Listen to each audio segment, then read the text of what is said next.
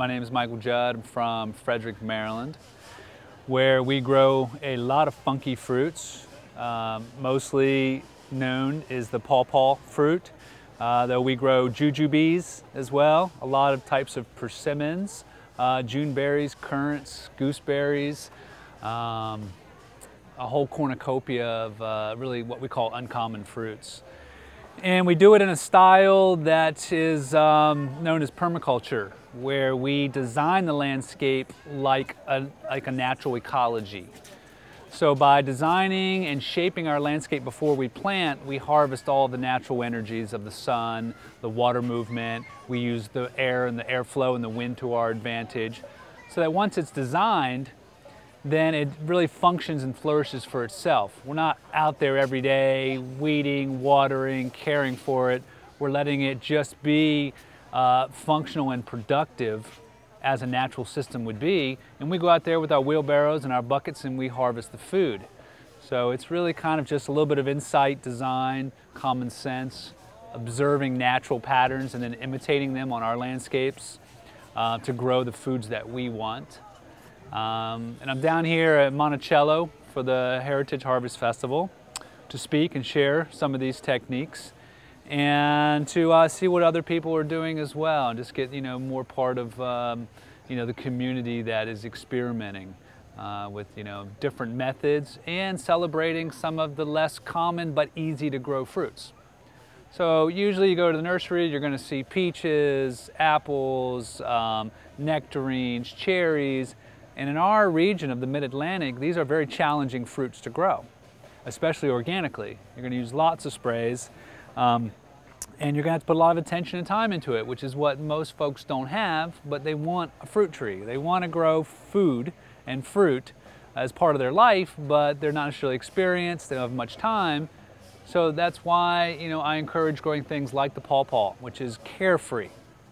It has hardly any disease or insect pressure. You don't need to prune it. It's good for neglect. It's drought tolerant. It takes, from shade to full sun, and it just gluts fruit.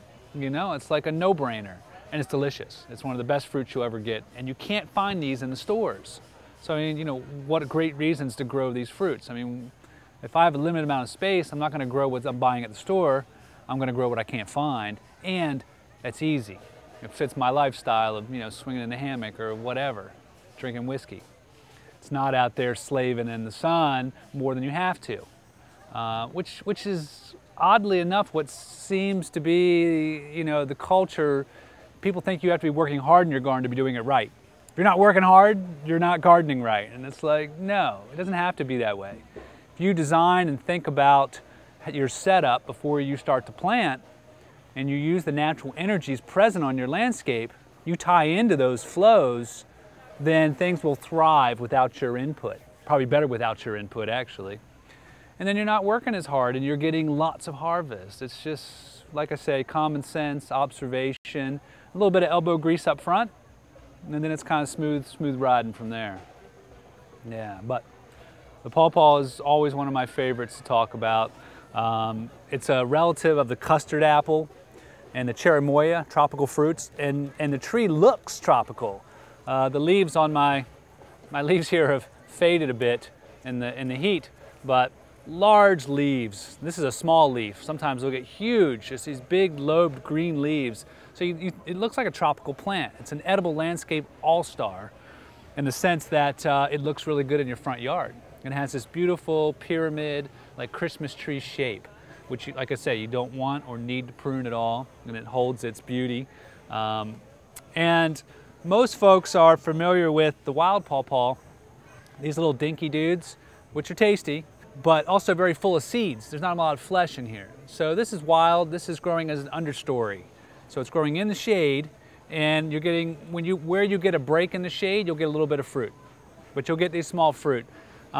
Whereas if you get a select variety, and especially if you graft that select variety onto a rootstock, something that's a wild seed, you can get a pawpaw like this. Look at that, gorgeous? It's huge. It's bigger than a mango. And this is a select variety. This is Allegheny. This is developed by Neil Peterson, the pawpaw guru. who's in Harper's Ferry, West Virginia. Spent his whole life studying and selecting and propagating pawpaws so that we now have pawpaws like this, where there's small and fewer seeds in here and tons of flesh. Now, one of the reasons we don't all know pawpaw and love them is because they don't have a shelf life.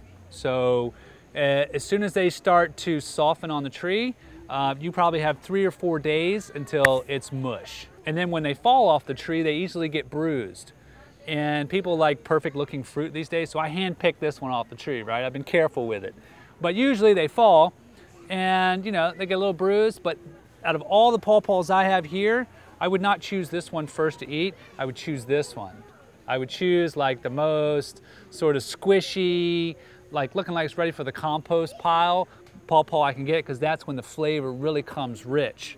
Now this is not a grafted variety, but it's a select seedling, which means that it came from a open, like a full sun variety. And you just see, it looks like custard and it tastes like custard. It has such a smooth creaminess to it. And I've heard every flavor described. I always taste mango, banana, and grape. But everyone that tries it comes up with usually whatever their favorite tropical fruit is. That's what it reminds them of. It's very, very tropical. And then you do get these big seeds in there, which are great to replant as well. So you'll get a variety of sizes, really dependent on the parent seed and then also, you know, how much sun it gets. Ideally, they're getting full sun. Even though they're known as an understory plant, bring them out in full sun and they'll do great. I find them growing in a variety of places. People say down by the riverbed where it's, you know, pretty moist.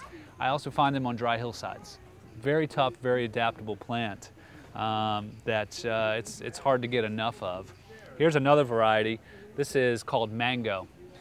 And surprisingly enough, this is even creamier than the regular one. It's so smooth and very tasty with strong mango flavor to it.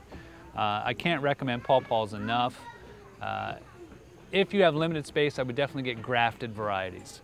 If you have lots of space, you're not as particular, and you want to save a little bit of money, plant out your seeds. You want at least 2 for good pollination. So grow your pawpaws.